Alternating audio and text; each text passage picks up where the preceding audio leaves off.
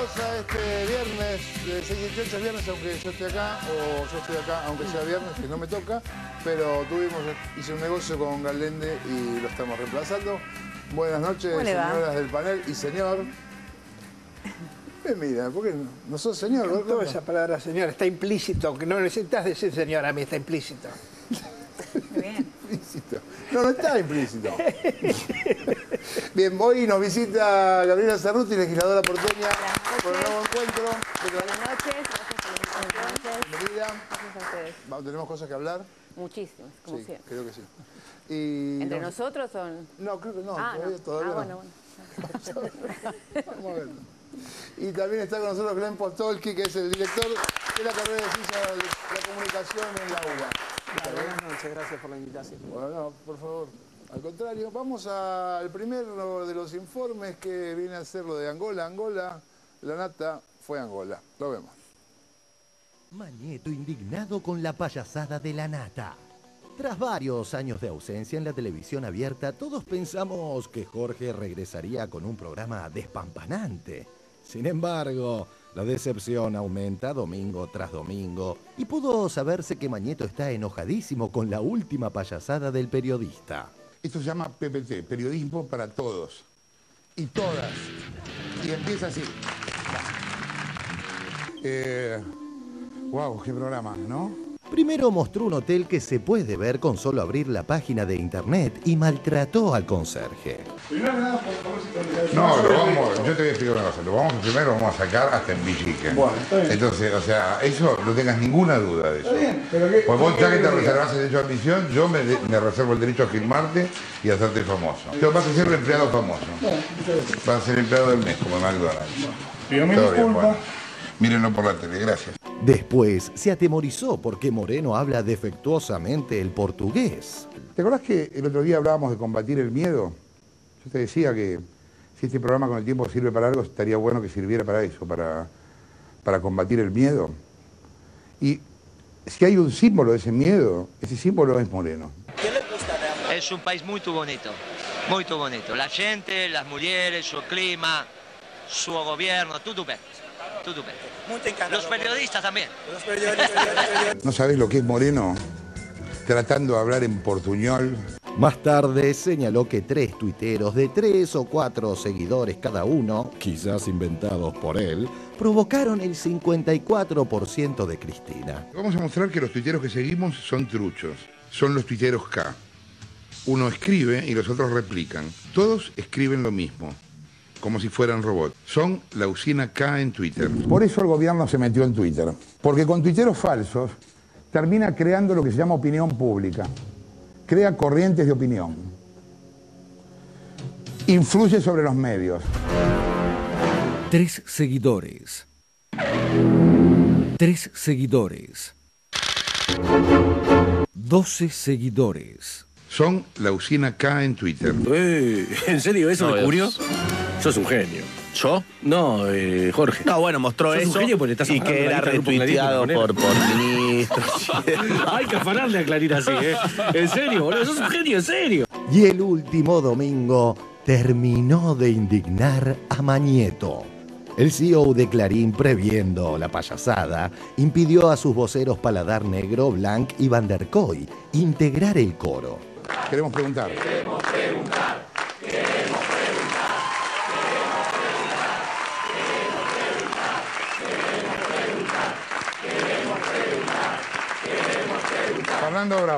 Fernando Bravo, ¿cómo estás? ¿Qué tal, Jorgito? ¿Qué quieres preguntar? Me gustaría preguntarle a la presidenta qué piensa de este programa que estamos haciendo. Revista Barcelona. La presidenta contesta todas las preguntas de Fernando Bravo. ¿Qué tal? ¿Qué cuenta? ¿Y dulce o salado? Y si el desafinado y poco entusiasta coro indignó a Mañeto, el anticipo del material que obtuvo Jorge en Angola no augura buen futuro para nuestro Sherlock Holmes. Una pregunta, ¿cuál es la caracterización política que hacen de un gobierno que hace 32 años en el poder? No hice ninguna. ¿Perdón? No hice. No hizo. No. ¿No hace o no hizo? No hice todavía. No hizo. ¿Va a hacer? No sé. No lo sabe. No. Ok. ¿Tienen algún comentario para hacer sobre la violación a derechos humanos en la zona de Cabinda? No. ¿Tampoco?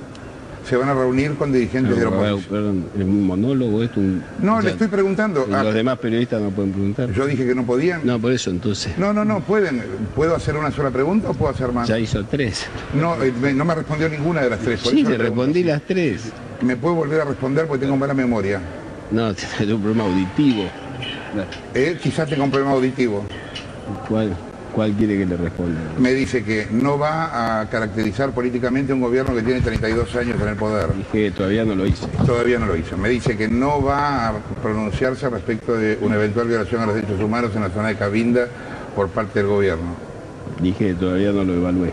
Le pregunto si van a reunirse con algún miembro de la oposición o solamente con gente del MPLA. No, solamente con gente del MPLA. Gracias. De nada. Twitter del periodista Raúl Colman.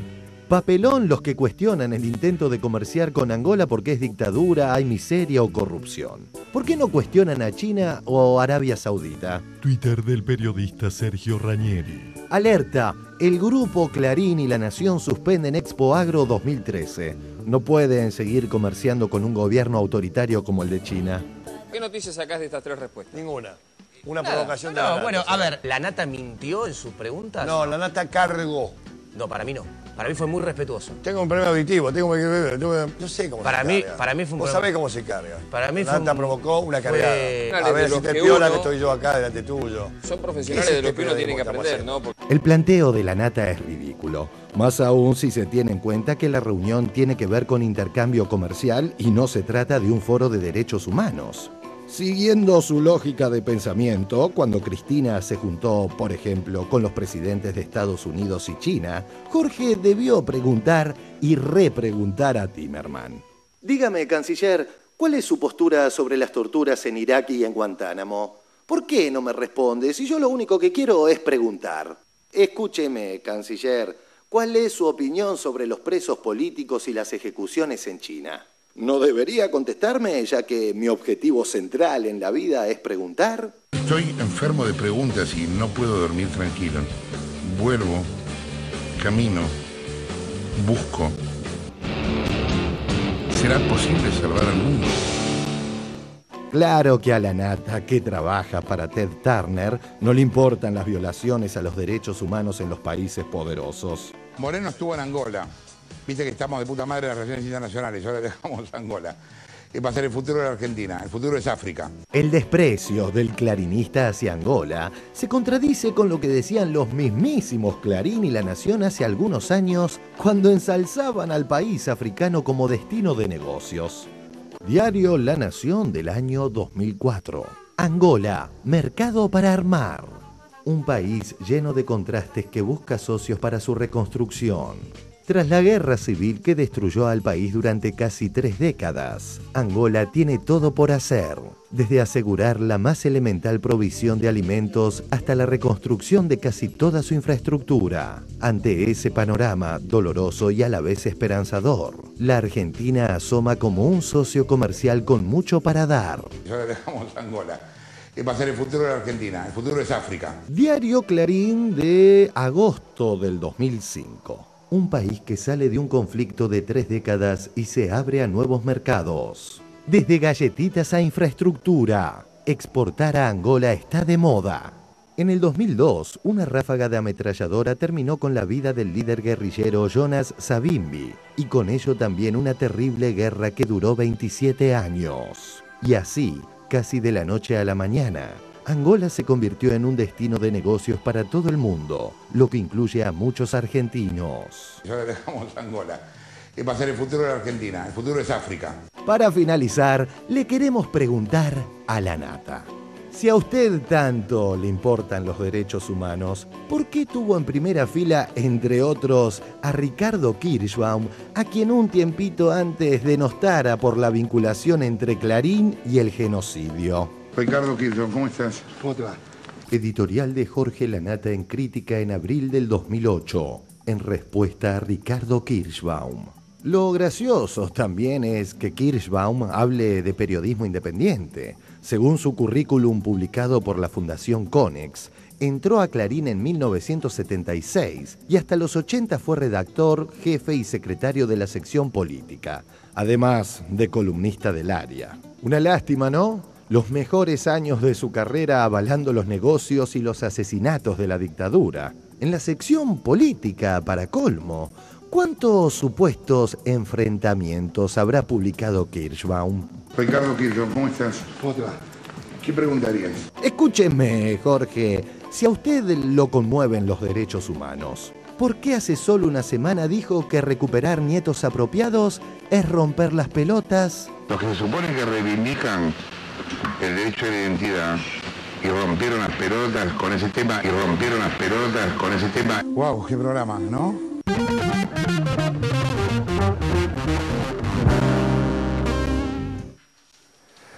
Bien, muy lindo. Yo creo que fue a hacer de Tonietti, que Tonietti lo hacía muy bien y le salió de Figuretti. Sí. A ver, yo creo que... ¿Yo? Sí. Bueno, yo creo que hay tres temas. Uno es Angola, otro es la nata y otro es la conferencia de prensa. Digo, Angola. Recién cuando venía para acá tuve una mini discusión en Twitter con algunos que ponían...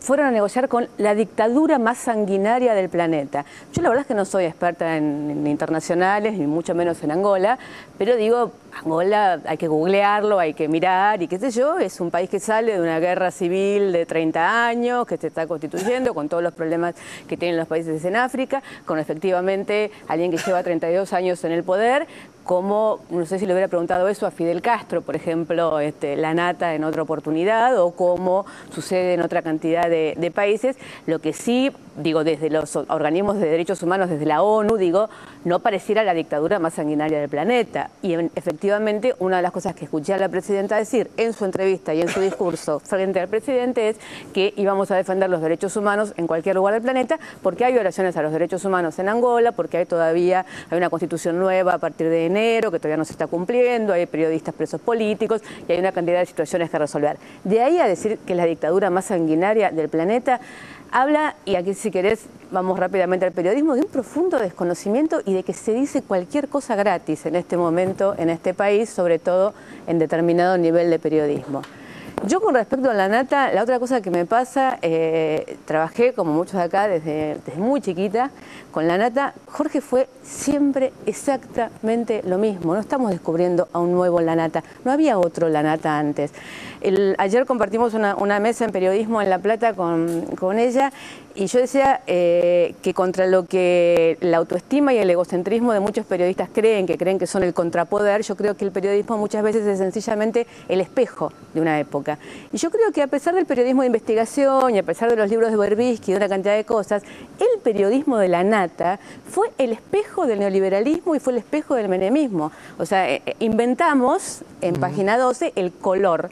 Inventamos que lo importante era la Ferrari de Menem y terminamos denunciando a Graciela Fernández Meijide por el profesor de tenis en el momento en el que se estaban pasando millones y millones de dólares entre la convertibilidad y la especificación de empresas a empresas. Pero lo que importaba era que Graciela Fernández Meijide era escandaloso porque había nombrado a su profesor de tenis. Porque el poder era el poder político y nunca el poder económico. El poder siempre invisible el económico y a la porque el vista problema del poder político era lo estético. Era si la presidenta bailaba con las mujeres en Angola o no, si Menem andaba en la Ferrari o no. El día que Menem andaba en la Ferrari estaba firmando el indulto o estaba saltando el Swiftgate, pero lo que estaba mal era que andaba en la Ferrari o que se peleaba con Zulema Yoma.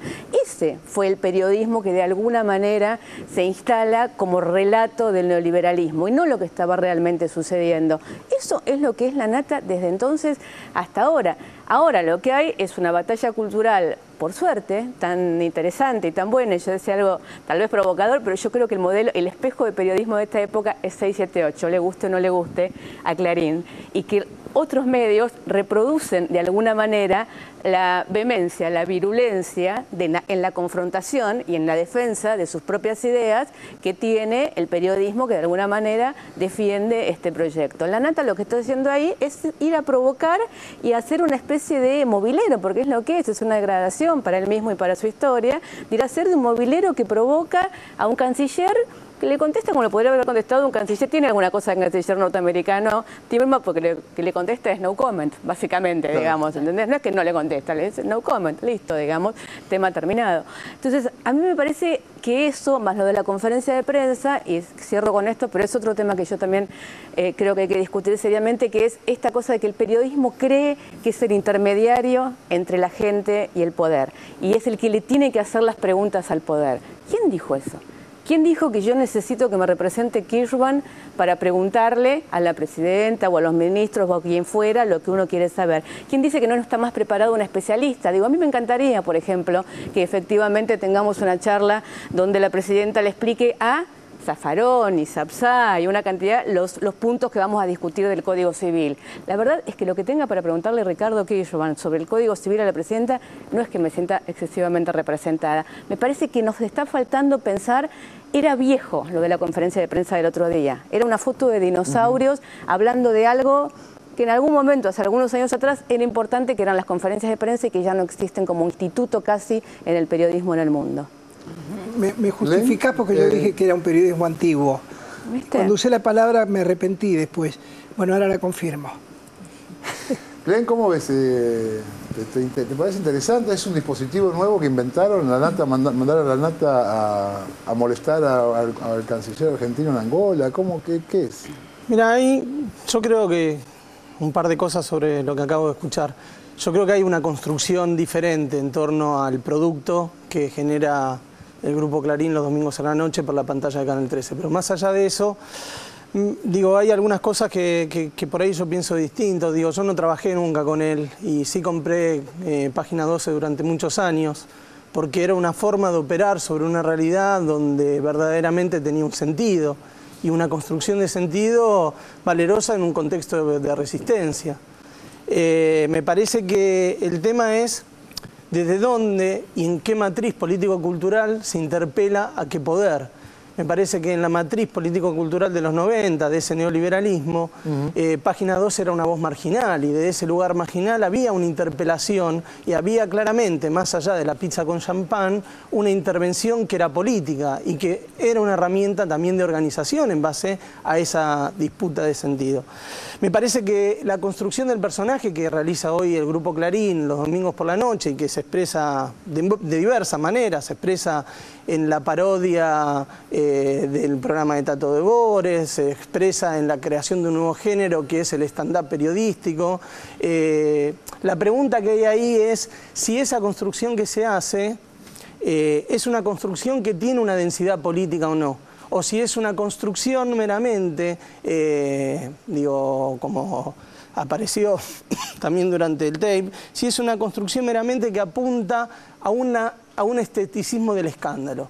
Me parece que en ese sentido es una pérdida de oportunidad. Cuando se declamaba que aparecía un espacio político en la pantalla de televisión abierta, la expectativa era un espacio de debate político. Y lo que se construye en lugar de eso es un espacio mucho más vinculado a la estética del show, vinculado a la estética nuevamente, y eso sí creo que es una apuesta de ese grupo y de la cual yo creo que Mañeto debe estar muy contento, es una apuesta al vaciamiento de lo político. Me parece que ese es el personaje a construir.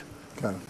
Una línea sobre Página 12, porque fuimos efectivamente compañeras con Nora Beiras, con Gabriela en su momento. Yo también estuve en La Plata ayer en la Facultad de Periodismo y también salió el tema La Nata. Y les decía que en mi experiencia yo entré 2 meses después que el diario salió a la calle. Yo siempre me quedé con la idea de que ese diario era en ese momento y sigue siendo hoy el diario que es, está por cumplir 25 años, porque hay un tipo que estaba en ese momento y sigue estando, y ahora cuando lo nombre me va a querer matar porque es el tipo con perfil más bajo que conozco, que se llama Ernesto Tiefenberg, que es el director de Página 12, que no anda por ninguna parte, no le gusta aparecer en televisión, pero la línea política y la densidad política de Página 12 siempre se debió a Tiefenberg y no a la Nata.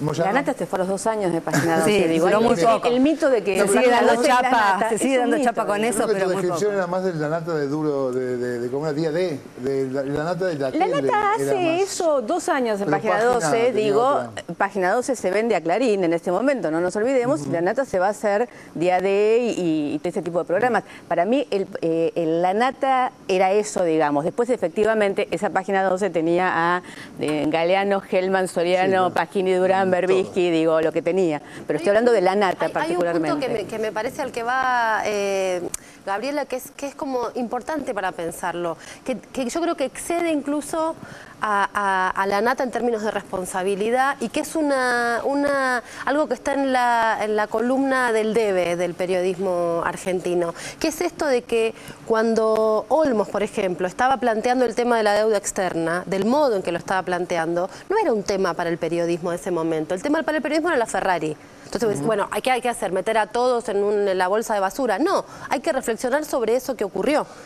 Y una cosa también, porque él también lo mantiene, esto de mantenerse como show, cuando hace 21, que pone el cintillo arriba de la Nata con Menem, la Nata con Charlie, con la entrevista, equiparándose con... Y un dato sobre Fernando Bravo. Fernando Bravo, que ahora está tan indignado con el fútbol en la televisión pública, fue la persona que hizo el pase de la televisión en blanco y negro a la televisión color. 1978, en pleno mundial, armado por la dictadura. Bien. ¿Cintia? ¿Puedo hablar? Estábamos haciendo señas del corte, pero no sé, si me das una línea. Una línea. Por supuesto. Hablemos de Angola entonces. En Angola se vendieron desde cosechadoras hasta medicamentos, motos, tractores, cine, TV, música, videojuegos, libros, dulce de leche, golosinas, ropa, productos de cuero. Los empresarios están contentos. Hablé con Augusto Santucho de la Cámara de Asociación de Jóvenes Empresarios. Se vendieron todas las maquinarias agrícolas. Y aquí hago el anclaje con la Nata porque él en su primer programa o segundo programa, no sé cuál, hizo la parodia de que no se habían vendido cosechadoras y de hecho mostraban a un doble de Aníbal Fernández hablando de las cosechadoras. Bueno, se vendieron todas, 10 aproximadamente. En 2011 se comercializaron 250 millones de dólares. El tema se prevé que en 2012 este valor se va a duplicar. Y sobre el tema de la democracia, claramente no es una democracia occidental Angola, pero Dos Santos, que es el presidente de Angola, es reconocido como un líder regional en toda África. Estamos hablando del lugar más pobre del planeta y analizarlo fuera del contexto, desde la chicana política que pretende realizar Timerman, es justamente renunciar a un eje del periodismo que es las noticias en contexto. Bien, ahora si cambiamos de tema nos vamos a Mauricio Macri, que antes pedía juicio oral y como con los subtes ahora no lo quiere más. Lo vemos. Macri pedía juicio oral y ahora lo cuestiona. Recordá que en un momento Mauricio Macri, cuando la Cámara Federal confirmó el procesamiento, dijo que quería ir a juicio oral, que no iba a apelar más y que él quería demostrar en el juicio oral su inocencia. Un juicio oral rápido. Lo que yo pido es, vayamos a juicio oral. Vayamos a juicio oral ya. Esto no tiene nada que ver con lo que hacen sus abogados, que son los técnicos, y han planteado todos los artilugios legales que el Código Procesal permite. Claramente no es ninguna noticia para mí. Justamente la semana pasada, en la última conferencia de prensa que tuvimos juntos, yo anuncié que dentro de este esquema de trabar, obstruir, fundir la ciudad, también no me extrañaría, dije yo, que vuelvan con los jueces. Y bueno, con los jueces que, por supuesto, ellos logran controlar, que por suerte no son la mayoría, sino una minoría. Y bueno, Ollarvide, obviamente, es el número uno. Clarín o La Nación, siempre que hay una medida que acusa a alguien a quien ellos quieren defender, hablan de ¿qué? De un juez. ¿Sí? En este caso, esta decisión, Macri da un paso del juicio oral. ¿De parte de quién? Del juez Norberto Ollarvide. Un juez. Claro, fíjate en la noticia, ¿sí? Es una decisión de Ollarvide. El magistrado lo acusa. Es el magistrado. Ahora, vamos a ver qué pasa cuando tratan otra noticia. Por ejemplo, allanamiento al departamento de Vudú. Ahí es la justicia la que allana. No es un juez, es la justicia. Suponete, si denuncian penalmente a Macri por la suba de la tarifa, ¿quién es? Es un juez el que lo decide. Un juez. Uno en particular. Es uno. Es un tipo que se le ocurre, se levanta mal y decide alguna cosa. En cambio, si ratifica el aumento de Mauricio, no es un juez. En realidad fue un juez, pero es la justicia la que ratifica el aumento, ¿sí?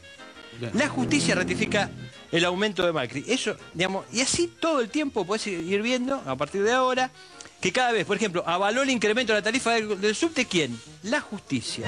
Es la justicia con mayúscula la que avala. Fíjate, allanaron Cablevisión y un juez ordenó su intervención. Un juez. Alguien particular de modo individual. De modo individual. No es un tema de justicia. Fíjate, en cambio, cuando suspenden la aplicación de 2 artículos de la ley, es la justicia. Porque eso es justicia. Claro. Si está a favor de Clarín, está a favor y es un juez discrecional cuando es en contra. Los periodistas independientes, devenidos cantores, siguen sin preguntarse y preguntar a Macri si la infinidad de contradicciones que fanáticamente solo 678 muestra fueron inventadas por Ollarvide. Nunca tuve que encargarle a mis hijos al señor Palacios, policía más condecorado en los últimos 20 años de la Policía Federal y al cual yo le he confiado la seguridad de mis hijos. Nunca tuve que encargarle a mis hijos al señor Palacios. ¿Participó de la liberación cuando usted estuvo secuestrado, Palacios? No, otra mentira más que está en el fallo. Pero Palacios, en el caso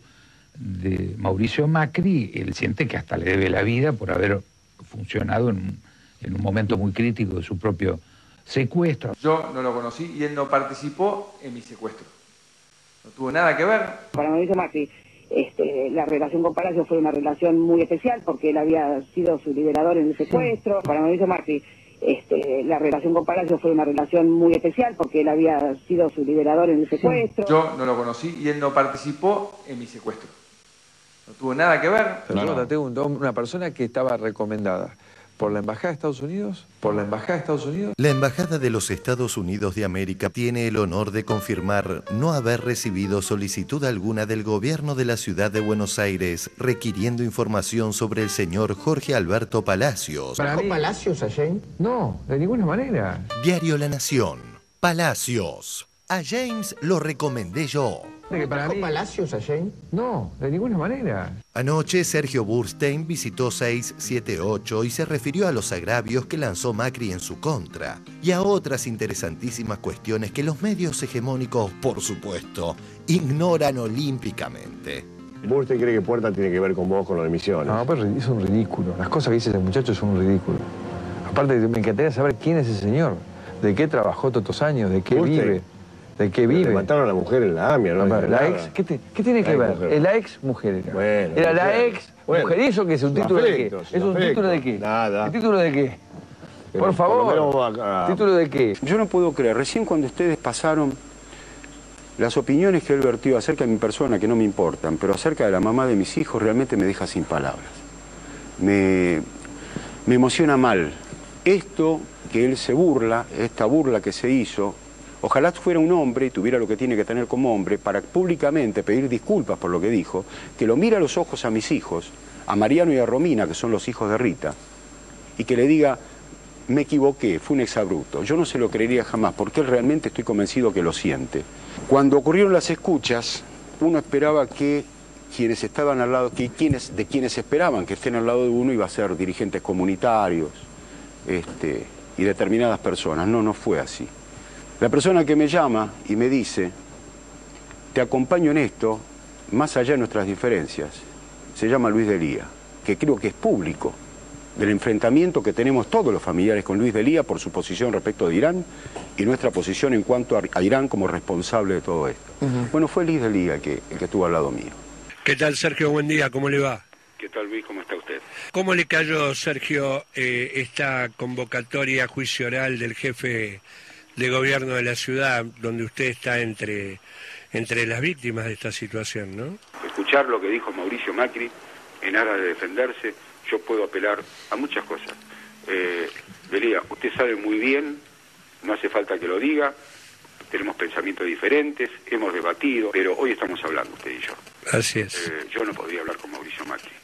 Yo con una persona de esa calaña no hablo. Quiero volver a salpicar un poquitito lo que viví ayer, en el día de ayer, en un programa de televisión, en donde había algunos diputados, 2 diputados del PRO, del cual uno de ellos, creo que Rebote es el nombre, comenzó a proferir algunos comentarios acerca de que quien le había avisado a mi hija, quien ha hablado con mi hija, era un integrante de la CIDE, y que se había probado que era la CIDE. Y bueno, dijo una serie de cosas que realmente me molestaron mucho y quien era el conductor, Gustavo Silvestre, me dijo, ¿tenés algo para decir? Digo, sí, que se dejen de mentir. Mire, la agente de inteligencia que inició la denuncia esta, haciendo la llamada a la casa del señor Burstein, en principio, está claro que es un agente de inteligencia. De hecho, la propia Secretaría de Inteligencia ha reconocido, lo que se ha negado es a sacarse fotografías para que se cotejen con las fotografías que están en el expediente. Un señor de apellido Álvarez, que figura como panadero y que es agente de la CIDE. Este agente llamó a la casa del señor Burstein a la noche, el día que Ollarvide estaba de turno, para que le toque Ollarvide. A ver, espera un minuto, porque Burstein, ¿usted qué dice? Está murmurando algo. No hay que hablar de la manera que está hablando el señor diputado. En ningún momento se comprobó, nunca jamás se comprobó de que era un agente de la CIDE el que llamó. Yo creo que el diputado está bien que haga una despensa, pero fundada en la verdad, y no cambiando la historia porque la gente se va a confundir. Nunca jamás se pudo determinar que un agente de la CIDE llamó a mi casa. No está en el expediente. Usted diríjase a lo que figura en el expediente, porque ¿sabe qué ocurre? Si no está en el expediente, todo esto no se va a dirimir en el juicio. En el expediente está solo lo que quiere el juez Ollarvide. No, bueno, está bien. Lo que ha pedido Mauricio Macri no está. Discúlpeme, la Cámara Federal también y la Cámara de Casación. Cuando terminó el programa, se acercó a saludar Martín Ocampo. Entonces le digo, Martín, ¿cuándo van a dejar de mentir? ¿Por qué tienen que seguir? ¿Cómo le permitís decir semejante mentira? Este es un diputado. ¿Cómo va a decir semejante mentira a la CIDE cuando no consta en ningún lado? ¿Y qué querés que digamos? Esa fue la respuesta.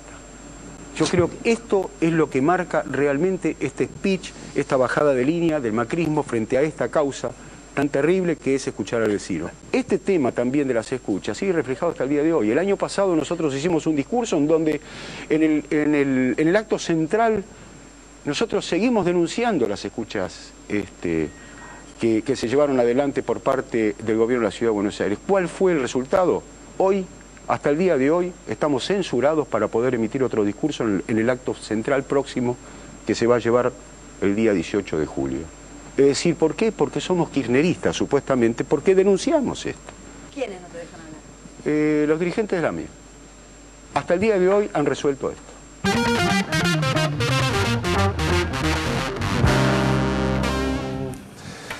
A ver, Cerruti, ¿cómo se hace con esta gente? Difícil, y yo creo que la tenemos difícil en los próximos años, realmente lo digo, no solamente por el juicio oral, también por todo lo que estamos viviendo con el tema de los subtes en la Ciudad de Buenos Aires, porque yo creo que Macri sabe que no va a ser presidente ni candidato a presidente y que no quiere ser más jefe de gobierno. Y estamos en una situación realmente complicada en la Ciudad de Buenos Aires con un jefe de gobierno que no se hace cargo del día a día, de la ciudad no se hace cargo, o sea, pregunten qué hace Macri todos los días. ¿Qué hace Macri todos los días en la Ciudad de Buenos Aires? No sabemos, no tenemos la menor idea, no sabemos ni siquiera si va a la oficina, porque la verdad es que inaugurar un puente, cuando los intendentes siempre el chiste, bueno, un puente, un túnel, bueno, ni un puente, ni un túnel, ni una bicisenda, nada. Hace meses y meses que Macri o está de viaje o está afuera o no sabemos qué es lo que hace. Y es un tipo que se niega a cumplir con un papel que él firmó, digo, con lo cual, imagínate lo que va a hacer, tratar de que efectivamente en un juicio oral diga la verdad sobre lo que sucedió y lo que no sucedió. Este juicio oral en algún momento tiene que pasar a juicio oral. Él quería efectivamente que fuera rápido en el momento en el que empezó todo. Nosotros pedimos el juicio político en su momento, pedimos que pidiera licencia, entre otras cosas porque es un jefe de gobierno que en un juicio oral la mayoría de los testigos son sus empleados, o sea, están todos bajo las generales de la ley.